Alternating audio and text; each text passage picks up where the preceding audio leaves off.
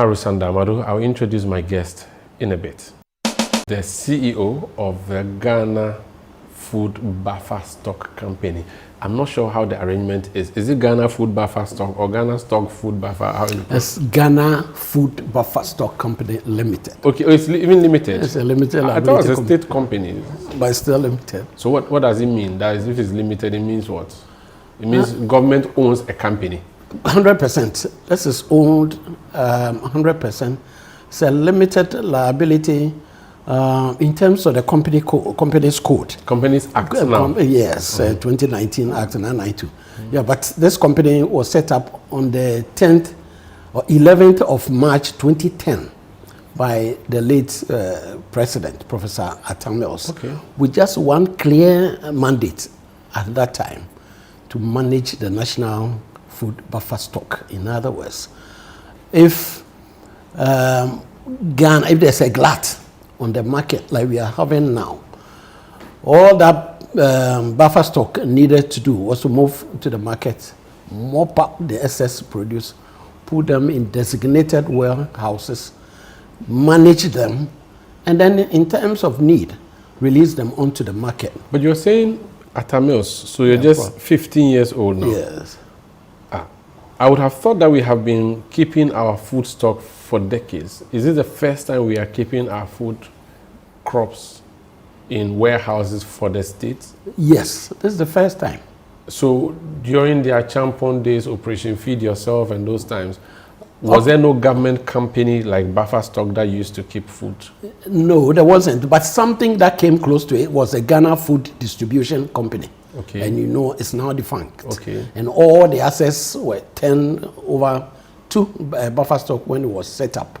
So the closest we came to was the food distribution. But otherwise, we didn't have anything of the sort that we have as Buffer Stock now. So set up 20, what's the organogram or operational plan of the, how does a company work? So you have a company, you are the CEO, yeah. So which means there should be a board. There's a board, a 9-member board. Appointed by government? Appointed by government. Government is a sole shareholder? 100%. Okay, so government appoints board, appoints you the CEO? Yes. And then, so you report to the board? I report to the board. Or the president? Who does No, the board. I report directly to the board. I have a deputy. And I have heads of departments, head of corporate, head of internal audit, head of procurement, head of food safety, head of HR, head of operation. And they all, in terms of organogram, they all report to the deputy CEO, who reports directly to me. And I report to the board. Okay, and then the president eventually? Government, you must say. Okay. But we are under Ministry of Agric. Ministry of Agric. So in other words, they also report to the minister. Do you have, so this is your corporate head office in Accra, yes. Cantonment. Do you have other offices across the country? Yes, we have 16 regional offices, except that good number of them were defunct. They were not functioning properly. So when I took over, and today is exactly 1 year, today, 3rd February, it's exactly 1 year. Congratulations that you were given this job. Yes, so I came here first. So far, how far? It's wonderful. It's been tremendous. So we'll get to talk about our performance. And you know, we'll talk about performance, but since you mentioned that this is your first anniversary here, I wouldn't fail to ask you. So you took over from Hanan. Yes. And he's standing trial now. Yes. Do you fear that you would also stand trial when you leave? No. Why? Because I'm not going to do anything, any of the things that happened under him. So you understand? And I've said about doing a lot of restructuring here. And so far, it's worked tremendously. Was there not a governance structure here? Yeah, it was. It was because some of these departments that I just mentioned were non-functional. There was no functional audit department. There was no procurement department. Food safety wasn't working and all that. So it sort of led to a one-man show. You understand? And that is what I'm running away from. I don't like one-man show. So the charges against him border on things like that? Yes. And you are saying that you are making sure you will not fall in that trap? Yes. You are sure? I'm very sure about that. Because if you go, you see, he went there, nobody came to give him bail. He didn't go to demonstrate for him. No, nothing was supposed to happen. It may interest you to know that during His Excellency President Mohammed's first time, I was the Chief Executive Officer of PMMC. Oh, Gold Board now. Yeah, Gold Board now, where Honorable Sami Jamfi is. I was there. And they didn't call you to EOCO? And nobody heard about me. We went into opposition for 8 uninterrupted years. Our home. I was never even called one day to the office to come and explain one thing that I did. Interesting. And so you are not a politician. You are not a public political person. Once you are enjoying a political appointment, you are a party member. But yeah, I'm a party member. But you don't go to rallies and shout, "Uye Mizu." No, I don't mount campaign platforms. So you're a technical person. Yeah, but I took part in a campaign. What's your background? Okay, I hold a BSc in agriculture from the University of Ghana. Okay. I also hold an MBA in finance from University of Ghana. I'm a chartered banker. Okay. And a farmer as well. Interesting. If you want me to summarize what do you farm? Cocoa. I used to be a pineapple farmer, but diverted into cocoa farming. Which part of the country are you doing your cocoa farming? Asamankesi. Asamankesi, Eastern region? Yes, there's a town called Yautano between Asamankesi and Sum. Yeah, and you get there. My farm is about 3 kilometers from the No, don't give the specifics. Leave it like that. Right. And what happened with the pineapple? Why did you change to cocoa? It was not yielding the money, big money. No, okay. What happened was that immediately after university, I went into pineapple farming. Okay. And then after my MBA, I gained employment with ADB.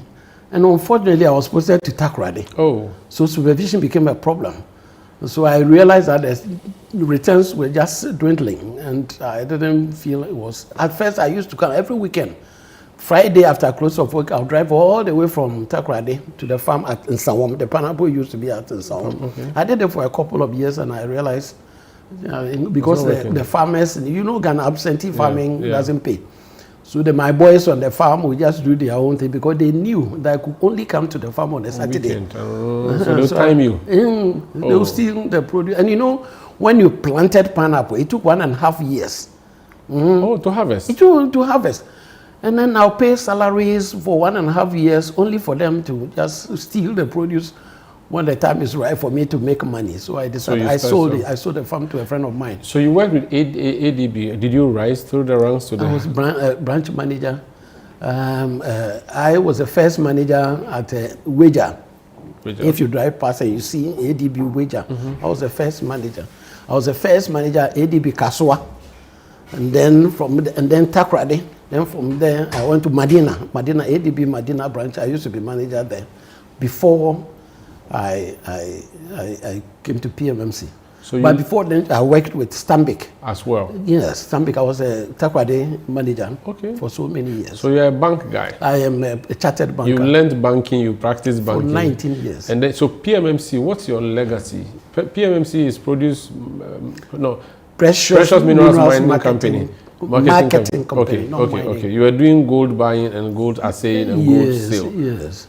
What's your track record there? Any innovation you left behind? Anything exciting? Yes. There's an office at the airport, assay office at the airport. Was set up during my time. Oh, interesting. And a lot of people do not know that we did it. But we finished around 2016 and we lost power. So that's why nobody heard about me. Which means then that you understand gold board very well, and the gold for oil and gold for reserve. You understand? No, gold for oil, I don't understand. I don't know what they mean, because I don't see why. If you have gold, you want to go and buy oil. Why can't you sell your gold? No, you do barter trade. That way it's cheaper. Really? You give gold, collect oil. No foreign exchange matter. CD will be fine. But now, that's what Dr. Bawumia proposed, and it worked. I didn't understand him. I didn't understand exactly what he did. But you understand now gold, look at where gold prices, over $5,000. During my time, an ounce of gold was about $1,100. And now it's 5,000. So 1 kilo of gold, that's about 32.5. If you want to know the price. So multiply 5,000 by 32.5 kilos and you get the price. But what's your point? That if you are doing swapping, like I have this phone, I want to go and swap a Tiptoe in a circle, they'll value the phone and then they'll give me the equivalent, and if I have to top up, I top up. Why do they have to value in the first place? Why the same thing? Why do they have to convert it into money? The gold for oil idea was that we have gold, the people have oil. We give them our gold, we collect their oil. That way we don't have to go and sell gold, collect dollars, go and buy that thing. So they are saying that the CD would be stabilized, and that's why we're doing that. But why did this stabilize? It did. When 17? It was going down. Then election. And they said that it's a fruit that we are.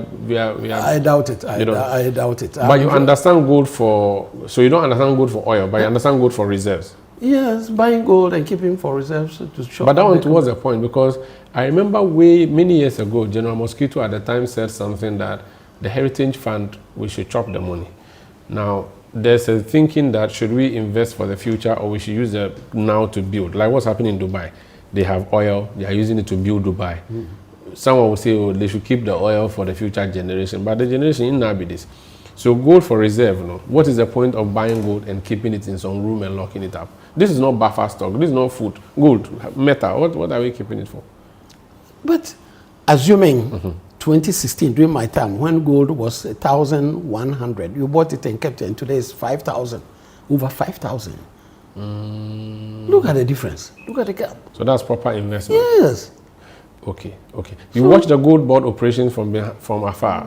Not too much, because I have a lot on my a lot plate. of things to worry about, yes, but once in a blue moon, yes, if there's some discussion on, of course, because of my background, I just get. So let's talk about your company now. So it was set up by President Mills. Talk to me about the mandate. What are the key things you're supposed to do? Yeah, the mandate I told you at that time was just one. Is it still the same?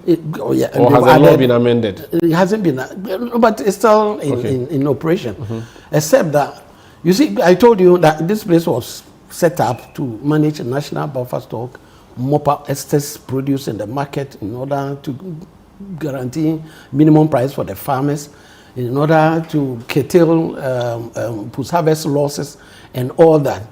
So that was, and we're doing it beautifully. So a cassava farmer in Latte? No, cassava, we do grains. We don't do perishables. Oh, you only do grains? Grains or non-perishables. So maize, rice? Maize, rice, beans, millet. Okay. So a rice farmer in my village at Asuchari harvest their rice. Right. They carry it to the market and sell. Or market queens will come and bag it and take it away. Where does buffer stock come in there? Yeah, in a situation like that, we have people we call licensed buyers. Okay. We have licensed people and zone the country into various zones. So we give them license to go and purchase on our behalf. You understand? And it has to be local. We don't want foreign rice. And so anywhere there's local rice, the licensed buyer is entitled to go there, buy, deliver to our warehouse, bring the invoice, and we process it for payment. So this person's job is to just go and buy? Go and buy on our behalf, yes. We have licensing, so the license sort of guarantees that you buy, you bring it to us, we'll buy. We've licensed you, you understand? We give you the license to go and buy and deliver to our designated warehouses, and we make sure the warehouse is not too far away from you. You deliver it, then it's received. So you are the off-taker? In other words. How many licensed buyers do you have? About? Apart from the school feeding is different. We'll come to that. This one, so far, we've licensed about 14 companies. So 14 companies, and they have their agents? They have their agents, whatever, their workers, all that we want. We have licensed you. Go to Asuchari and go and buy rice from there, deliver to our warehouse, bring the proof. The storekeepers are there, the regional managers are there, they receive it into the warehouse. How do you determine the price at which they should buy and the price at which they should sell to you? Yes, so that's one thing that we have price determination committee in place here. And we have representation from various stakeholders, Ministry of Agri, Peasant Farmers Association, Rice Millers Association, etc. We have including buffer stock. So they meet here and then decide on the price with all the researches and this and taking information from all places. And then when they agree on the price, we forward it to procurement, public procurement authority, for them to also take a look at it and then give us the go-ahead or to tell us to vary the price as the case may be. So they will give the final authority. And then based on that, we announce.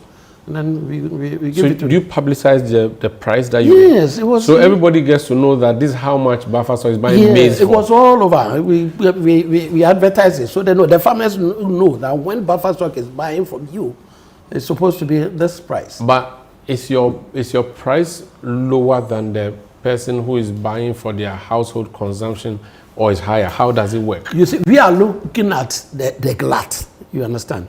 I watch TV and I see people saying, look at this bag of rice. Obi Anto 160. This whole bag of rice 160. That's what we are concerned about. So this one, we have set a minimum price. Rice, for instance, is 450 minimum. 450 a bag. For 450 a bag. Of the paddy or of the milled rice. The milled rice. Yeah, okay. Minimum. That doesn't mean that if you're a farmer and you get somebody coming to offer you 1,000 cedis, you won't take it. You can take it, but to help you, I want to help those people that are complaining that one whole bag is 160. Will be on top. When 80 cedis, you know, be a man in top. Those are the people that we are targeting. 80 cedis. So let me understand this. So when you go to you only go into the market after my family and other families have gone and bought whatever they want to buy, and there's excess on the market. Yes, that's when you go there. Yes. So you don't go at the beginning of the season. We are all competing for the same produce. No. Otherwise, it to be a disincentive, because some farmers are capable of selling I say 600, 800, and then you go there. You say, no. I'm from buffer stock. I'm giving you 450. No, we mop excess. The emphasis is on the word excess. When you go to do this mopping up of the excess, do you buy for the person below the market price or above the market price? No, the 450 is a minimum. Our license buyer is not supposed, it's against our rules or our laws. So you don't buy below 450. The minimum you can offer the farmer is 450. And when he buys it, he sells it to you at what price? Or he buys for you? Yeah, he buys for us. So how does a person benefit that company? Do you give them commission? You will give them a markup on it for so them. If so then you top that up for them. Yeah. So they are not supposed. So they are buying for you. They are not in buying. Other words, that's what I'm saying. They are not buying to sell to you. No. Oh. We have licensed them to go and buy for us on our behalf. We can move here to every corner. They have the resources and the wherewithal. Just like the cocoa buyers. Very good. So how do you deal with the situation where farmers will decide that if we keep the food at a later point, buffer store will come and buy, so let's keep it, let's not sell it? Do you have situations like that? How do you deal with but if you do that, that will be to the farmer's detriment. So, other people to buy, the market women, the men also buy. So if they come and they say they are offering you, I'm interested in this, your rice or maize, I want to give you 500. And you say, no, I want to keep it for buffer store to come and buy at 450. It doesn't make economic sense. So that's the situation. Now, are there specific markets you go to, or you go to every market, or you go to the farms? Where do you buy from? We don't care where it comes from, whether it's from the market or from the farm gate, no problem. All that we want is you've delivered to us a bag which is of high quality, is of the standard, the nutritional value, everything is okay, and we test all that. We'll test it at the warehouse before admitting the rice into. Do you have a minimum tonnage you expect to fill your warehouses with every year, so that you can say that, this year we have underbought or we have overbought? Yes. Every warehouse that we have has its capacity. We know warehouses where is the maximum capacity is maybe 2,000 tons. Some are 1,500. So we know all that. So if we know that this warehouse is capable of taking 3,000 tons and we have 3,000, then that warehouse is full, then we'll move to the other. But what I'm saying is that in every year, do you have a tonnage that you peg your... Okay, so you have your plan that this year we have to buy 5,000 tons or 10,000 tons. Do you work like that? Or for you, because you are engaging in firefighting, whatever you get from the market is okay, sufficient? Yeah, we do that because when it comes to the National Food Reserve, it's the government that gives us money. You understand? So I'm sure you might have heard in the news that we're given an initial 100 million. So we go and buy. We exhausted the 100 million. And then Honorable Atufosen gave us another 200 million, as was read in the budget. So that's what we are using now. So when the 200 million gets exhausted, we just have to look for money elsewhere to continue. But otherwise, that's what we depend on. So how many warehouses do you have in the country? Yeah, bloody lot. All over? Yes, all over the country. And even we came to inherit the 88, the last government did one district, one warehouse. Oh, they built some? Some were completed? And none of them was completed. The 88 of them, that's what they purported to have done. But none of them was completed. So it's now up to me to look for resources to complete them and then put them to national use. So when you came, the one district, one warehouse? Yeah, not even a single one was completed. Are you sure? I'm I'm telling you. You're on TV. Yes. They will come and challenge you. Oh, let them come and challenge and tell me. I'll be glad because we need the warehouses. You don't have enough warehouses. When you say not complete, so they started? They started, yes. Some are the foundation level, some are middle level, I don't know what. But they have been... And when you see a warehouse that you can use, it's not just the structure. You understand? There are so many things that go into to ensure that the food you turn out to the public is of wholesome quality. You understand? Nutritional. So they are not fit for purpose? They are not fit for purpose. The ones that, the warehouses that they built? They did because they hadn't completed it. Okay, so, I mean, if they had completed, it would be fit for purpose? Yes. So as of the time they were building, it was not, okay, it's not complete, so you cannot say it's fit for purpose. Was there any that was like 90% complete? Some of them. Some of them. So have you managed to complete any of them? You've been in office for 1 year? No, because we haven't had the money to do it. Now we are concentrating on the small number of warehouses that we have that we can use to help the farmers. So about how many warehouses do you have in the country? Oh yeah, well, maybe close to 100. All of them over 100. All of them belong to the state, or they are private warehouses you use? No, it belongs to us. Now it's now that I'm thinking about going into partnership with private people, but otherwise. So like most of them too were warehouses that belong to the defunct Ghana Food Distribution Company that were turned over to us when the company went bust. Very well. This is Face to Face on ChannelOne Television. My guest is George Abradu-Otoo. He is the CEO of the Ghana Buffer Food National Food Buffer Stock Company. He has told us the process of going to look for the food and buying it and bringing it to the warehouse. When we come back, I'll ask him what happens to the food that they have bought. How come secondary school people are always complaining that the food has not come? And if they focus only on cereals, what happens to tomatoes? What happens to onions and all of those things? Please stay with us. CEO of the Buffer Stock Company. Let me just say that that's the short form of the name. NAFCO. Okay. You have something called Food Reserve Program. What is that? That's what we just talked about. So that is the buying of the food? Yes, and storing. So that is your main mandate? Yes, initially. But let me add that when the free senior high school system came on board, they added the feeding. That's where the school feeding came in. So they added school feeding to our mandate. So now, I'll say basically, we are doing two things, managing the National Food Reserve and school feeding. So the National Food Reserve, which was... So sometimes people confuse the two. The two are different. So school feeding is just an aspect of your work? Yes. So your main work is collecting food. Now, you've told me about the process all the way till you get into your warehouses. What happens next when you bring the food stuff into your country? Yeah. And you say only maize, millet, and those things. No. So far, for National Food Reserve, we are doing maize, rice, and gari.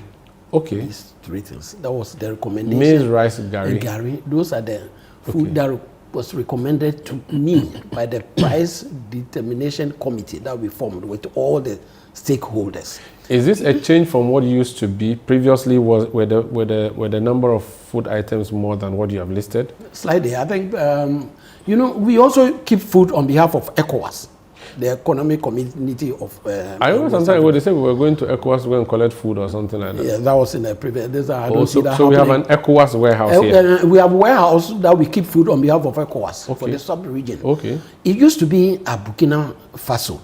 But when they opted out of ECOWAS decided that no, once you are not with us, you can't keep our food. What if tomorrow you poison us? So they brought it to Ghana to do it for them. So they brought it, and they normally want it because of the distribution of the West African country. They normally want it in the northern, upper east, upper west regions. So now we are in the northern region, Tamale. That's why we're keeping it for them. We're keeping it for them. So they bring their food and put it there, or they buy from our farmers and put it in from all over. They can buy from Nigeria, Mali, Togo, and then bring it. So they come for it when they want, and they come for it, yeah. And sometimes when there's any calamity or like floods or something there, then they will instruct Buffer Stock that please release this.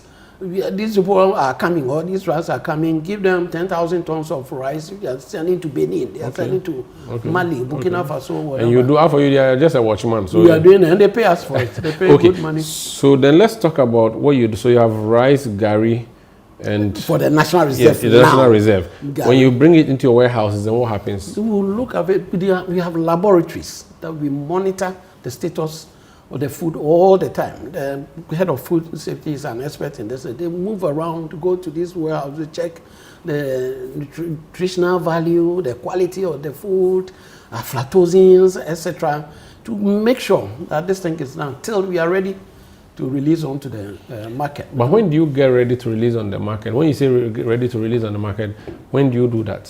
When there's a lean season, there's a shortage of food in the market, and when the prices are rising too high and we want to control it, we release it to control prices and inflation for that matter. How do you know these things? How do you know that there is shortage of maize in the market at Asesewa? Yes, we research. It's a research ministry. It will come from the Ministry of Agriculture. So they will call you and say that you notice that maize. Yes. There isn't enough maize in market. In market, so really. So they have their own people who go and do that. Yeah, they have a research department. So they will advise us. The minister will call me and say, "CEO, come for a meeting. From our forecast, etc., we see that this is going, and then we just carry out whatever the minister." So do they tell you which market to send this to, or which part of the country to send what to? Yeah, if it's necessary, they will tell you. If it's necessary. Otherwise, you decide? If they're not, we can decide or everything, but in consultation with the ministry. So how do you do, so now you are now going to be selling now. You have bought, you are going to sell. In going to sell, do you consider interest? So that if, for instance, you bought at 450. Yeah. And then there is a lean season, you are going to sell. Do you try to say that I have to sell at 500 so that I'll make 50 cedis profit? We are not too much interested. Our mandate is not to make profit as such, so we are not too much interested in that. But the price at which we will load onto the market is determined by the price determination committee. When you are buying, you said you have licensed buyers. Yes. When you are going to sell, who does the selling? You have licensed sellers? Because when they bring it to us, we pay them, and that's all. So who goes to sell it for you? That's what I want to know. Because right now it is you who go and hold the bell and be saying, don't come here, don't come here. Yeah, and then mind you, this is the first time that we are doing this in the nation's history. You understand? So what we plan to do most of that is to use the school feeding.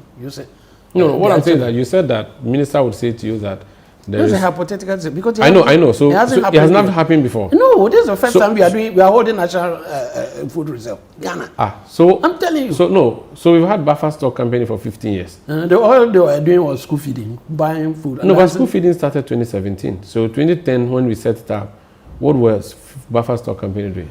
Maybe the who were there would be able to explain. That's why they were not making it.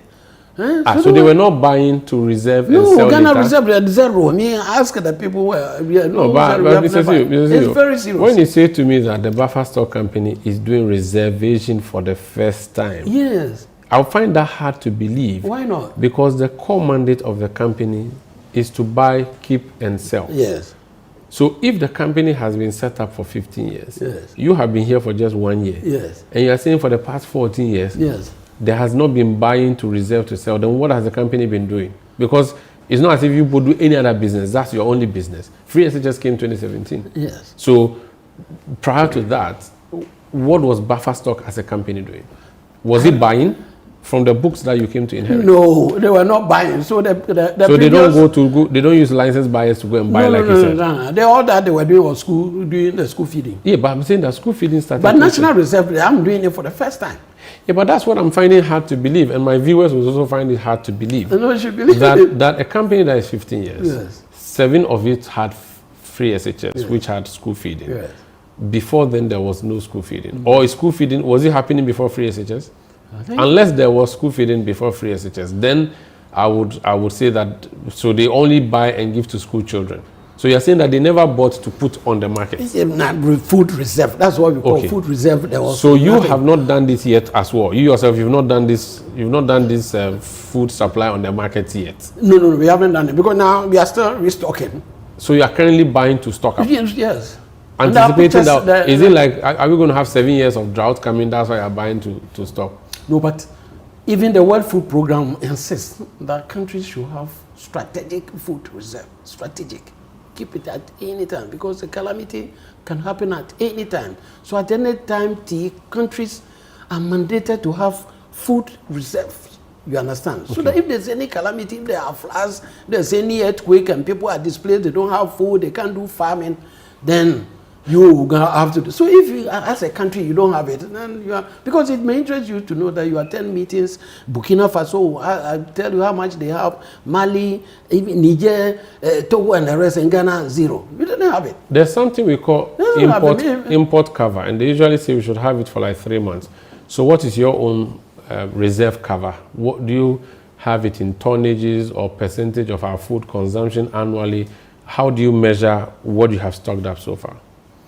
No, we know the cost. If you know the cost and the number of bags that you have, there's no reason why. Do you have that readily available to share with me? The number of bags of rice that you have, for instance? Yeah, so far we've done about 60,000 bags of rice. So you have 6,000 bags of rice that you have kept for us? Yes, and we are still, as we speak today, people are still buying. And maize? And we are cleaning. And maize? Maize, we've done, let's say, about 72,000. Okay. 100 kilo bag of maize. Rice is 50 kilo. Okay. Yes. And what the other grain you mentioned? Gari. That's for national reserve. Yes. So we'll come to the school. I know. So about how many bags of gari do you have? Gari, we've done about 7,000.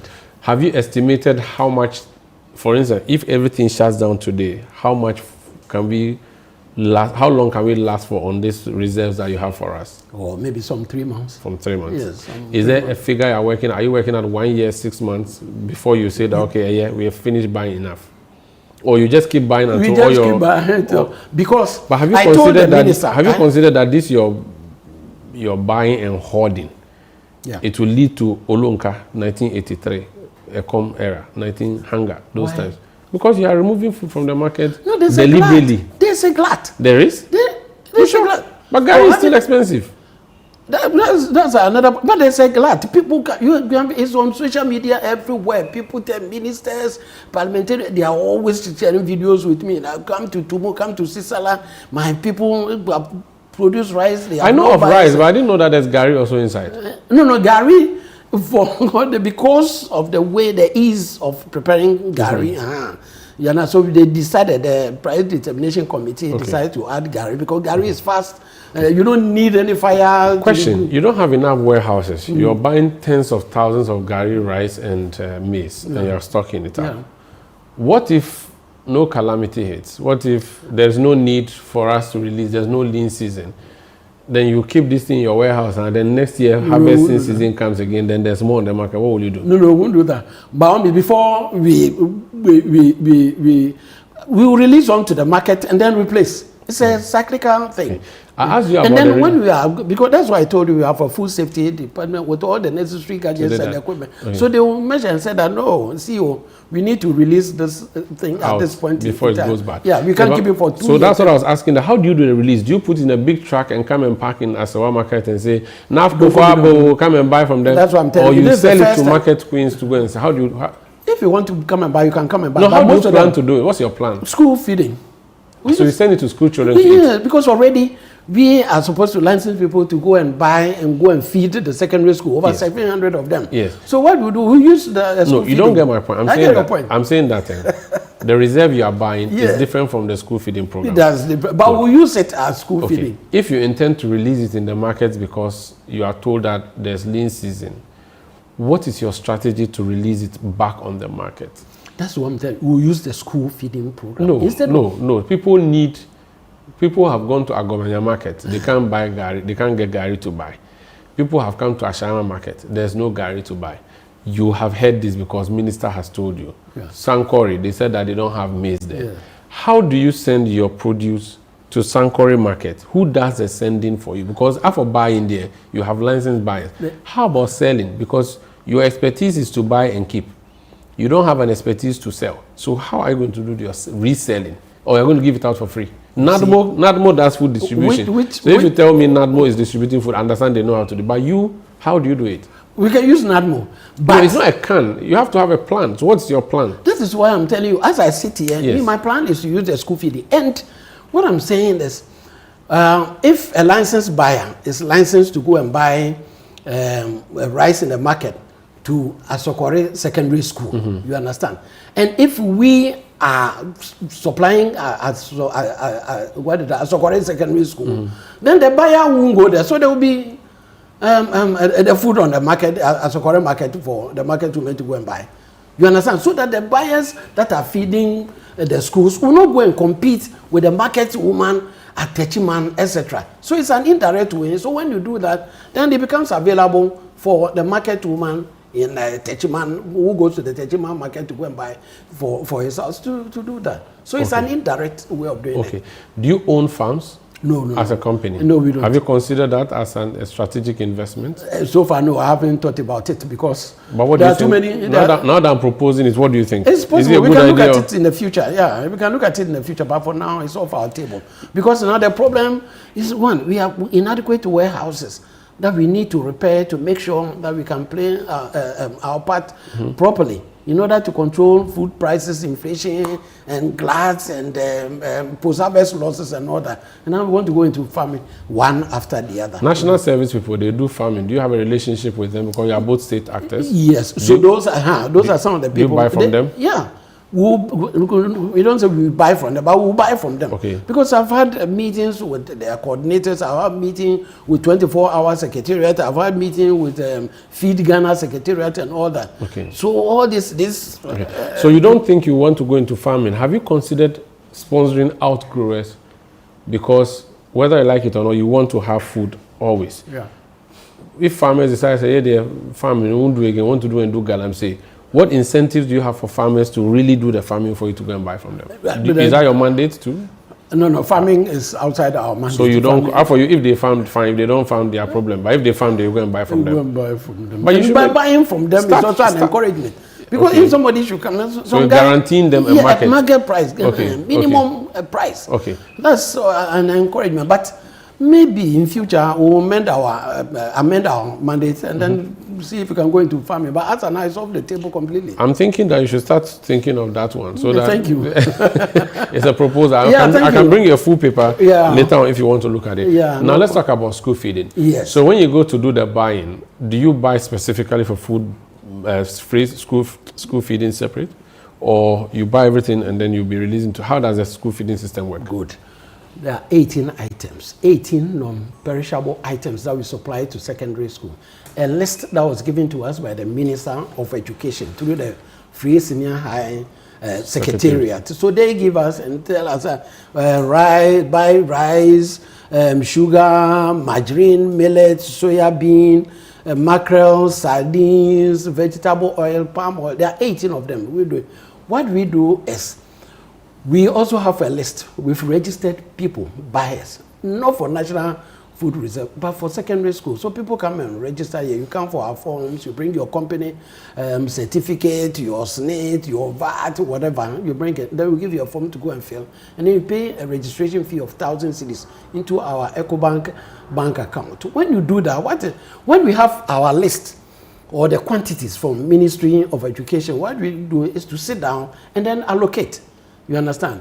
And there we are with TVET schools and secondary schools, we are looking about 900 institutions. So we sit down and say that, okay, Ministry of Education will at the same time tell you that go to my former school, St. Augustine's, supply them 200 bags of rice, give them 100 bags of sugar, give them so many quantities of margarine, market, and all these things.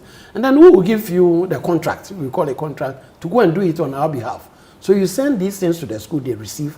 The headmaster will sign, the Beza will sign, the storekeeper will sign, and then you bring the invoice, we process and pay you. So we license people to go and buy. We don't go to the market to go and buy. We can do it. And so far I have about 2,000 people on our books who have registered to do that. Was this how it was before you came? Or? Yes, except that we have streamlined it a bit, and this is more organized.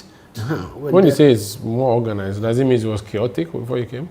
So to speak, but I would talk so much for me, my part. Okay. What I am doing. What I should ask you is that, do you allow party women organizers and those people to do this? Because that's what they also get more coins from. Are you suggesting you've taken them out? Or no, even come. They are more. So you sacked MPP women organizer? No, we didn't sack anybody. We didn't sack anybody. Is free to come. When you come out, we don't ask whether. Are you sure? No. Your people will not check their party card before. No, we don't do that. Minister or MP will not call you and say that your constituency organizer. I don't know. No. You sure? So they are genuine, legitimate people. You come with your party. And they have capacity. How do you check whether they have capacity to do what you want them to do? Because this is a very sensitive matter.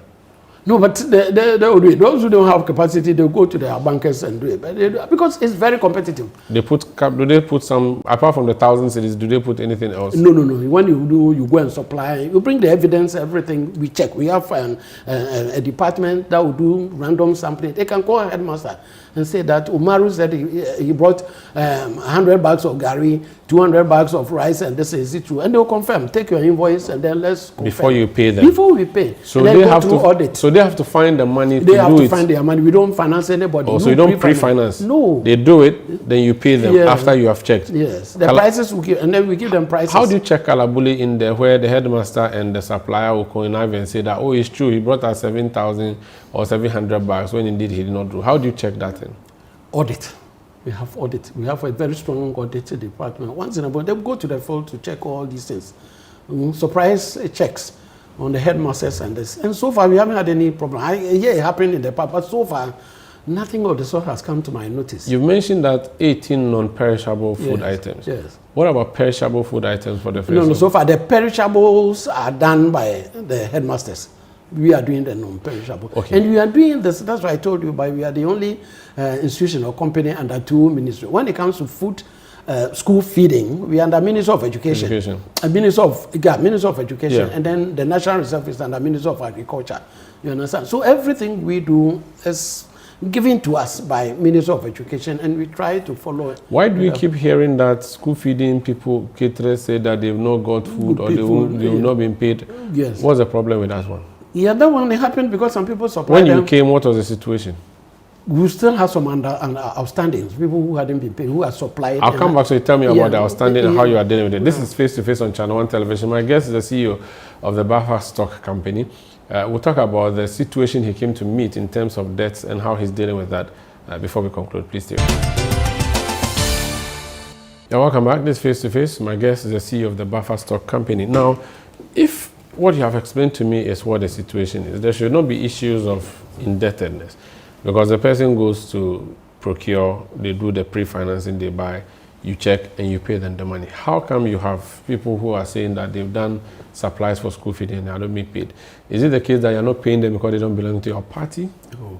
So why have they not been paid? The situation you are describing belongs to the past. This time around, we haven't had any noise because we paid them within 2 months. The contracts we sign with them is that we pay you within 2 months. You bring your invoice, we check, we validate. If everything is okay, within 2 months, we give you. That's the current situation. The current situation. But what about those one, the previous one, some people's monies were kept for 6 months, 8 months, and then they came to pick it around. Yeah, they came here to demonstrate. So far, have you heard anybody demonstrating? I haven't. No. Maybe because your place is a security zone. No. Maybe they are afraid to come here. No, in terms of security, I haven't changed anything. It's the people that I came to meet that are still here doing the security work for us. But it's because you haven't sacked Hanan's people.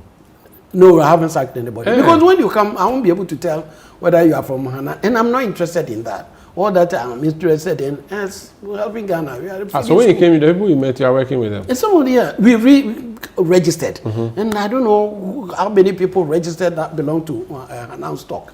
You understand? It's as if you know, but you have put your head inside the sand. No. It's not necessary. You don't know. It's not necessary. How can you take an office and you tell into politics? You belong to Hanan. But this way you have to give it to party people.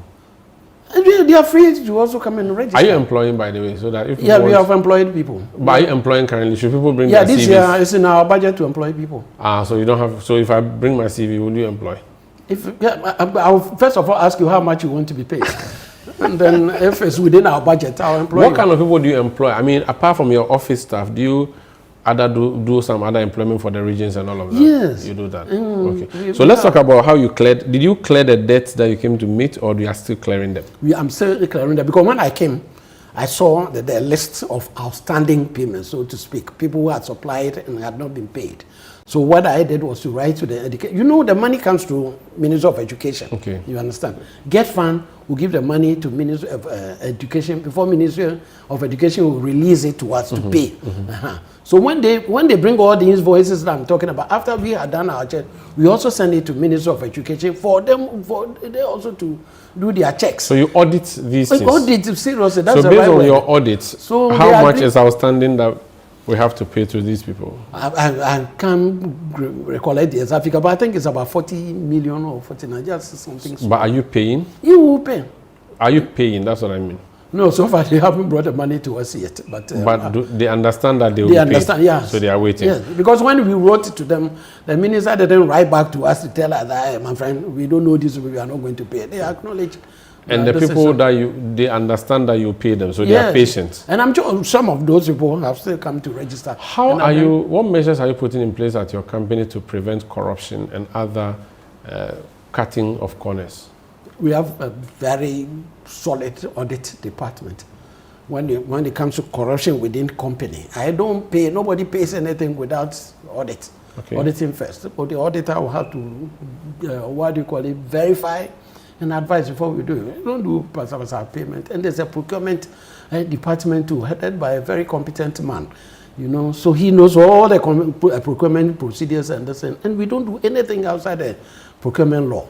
So based so far, on everything so you're saying, it sounds like you know your onions, but can you look in the camera and speak to Ghanaians and say that you don't expect the challenges we used to hear about in terms of school feeding happening because of what measures you put in place? Absolutely. And so far, 1 year I've been here, no scandal, no problem, nobody's complaining. Even people that we owe, the people that have supplied, under my tenure, we've paid some of them are not ready yet. They come here, I tell them that, oh, your monies are not ready, and they understand. They go, but nobody is making any noise because they know what we have done. So it is not a case that there was no food the time the school children were hungry. It is because they were not given the food. In the past. Yes, in the past. In the past, I think so. And then currently, how do you get your... So you've said that the money goes through Get Fund to Education Ministry to you. Yeah. These delays could cause problems for you. You're saying that everything has been seamless and... So far, Get Fund administrator is a wonderful person. He's been helpful. He understands. Everybody understands that we are doing a reset. There's no reason why we should come and repeat the sins of the past. You understand? The minister understands. They all know how important for us to keep this free SHS thing going. If after taking over power from the previous government, you come and there are problems all over. Already, the NPP said we're coming to cancel a free SHS. Yes. So we don't want anything to touch a free SHS for people to stand somewhere and say, so we are doing everything. Do you also supply food to the prisons? I'm just curious. Yeah, on paper, yes, but so far we haven't done. Okay. We haven't. What, you don't have capacity to do, or you have not been asked? We haven't been asked. But if they ask you, can you supply? We can supply. It's just a question of licensing. If you know where the source of payment is going to come from, we just license people. People are there are about 2,000 of them.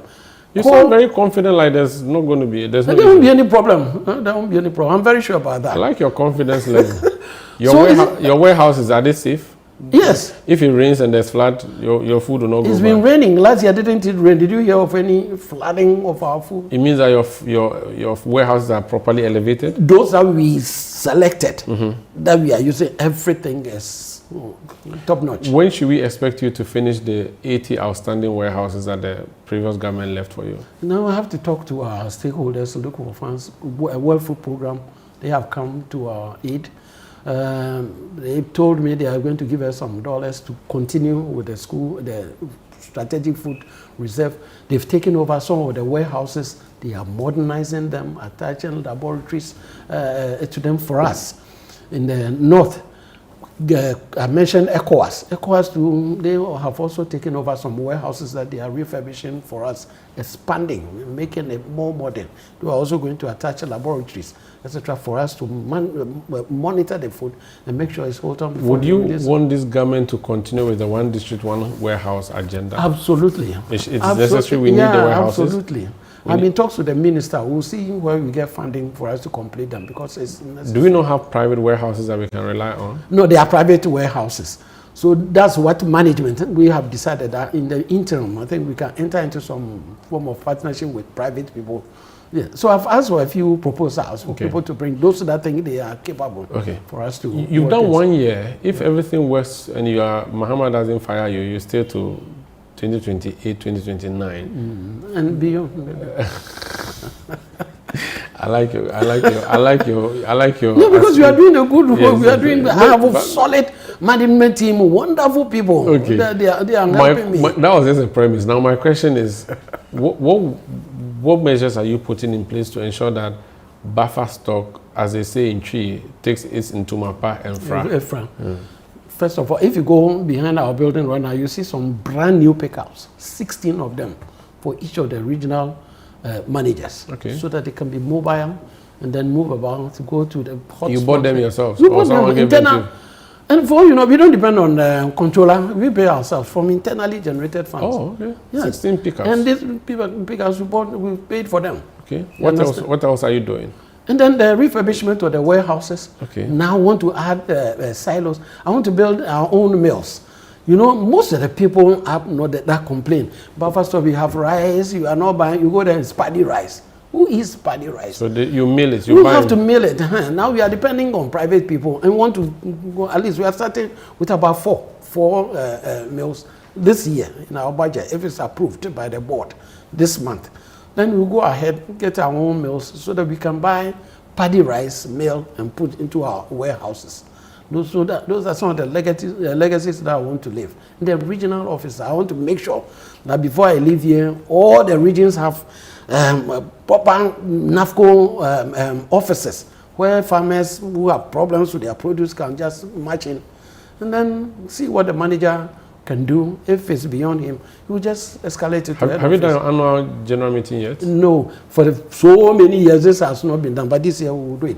What do you mean by so many? By a company, it's a company. 8 years, 8 years, let's say 8 years. When I say so many, 8 years. Yes. No AGM. That's never been done. The Company Act doesn't agree to that. Yes, but so... There was no annual general meeting? Yes, when I was at PMMC, I made sure we did it. So if I'm here... Are you sure for 8 years? Maybe the minutes are missing, you can't find them. But there could have been AGM. No, it wasn't. There are people here, there are people who have institutional... There's not been AGM. And you may interest you to know some of the heads that I came to meet, they are still in place. I haven't changed them. Oh, you didn't sack them? No. Oh, interesting. They are very father for all. You like yes, because I can work with anybody, even the devil, anybody. I can. I trust. I like you. I can work with anybody. I like you. I went to PMMC. I was there I never sacked anybody. I worked with all them. So you do AGM? Nobody sabotaged me. So you do AGM this year? Yeah, we'll do it. When? For the first time. I'm striking my chest to tell you that this is the first time we are doing it. I want to do it. Because we've made profit. Oh, why not? Invite us, we'll come. Yeah. Even though we won't have voting rights, but we'll come. Yeah, you will come. We made profit this year. I came to meet a loss-making company. This year, within 1 year, we've made profit. How much? 68 million after tax. 68 million Ghana cedis after tax. Wow. The external auditors are in there. I should go and ask them. Mr. George Abradu-Otoo, thank you so much for joining us on Thank you for having me. And I wish you all the best. Thank you so much. I like you. Please don't land in any trouble. No, I promise you. If you land in trouble, it will be I will disappoint you. Iyoko won't come there. Yes, I would have even disappointed the person who brought me here. Thank you so much. I am Umaru, Sanda, Amadu. This has been Face to Face on Channel One Television. We'll be back next week with more. Thank you for joining us.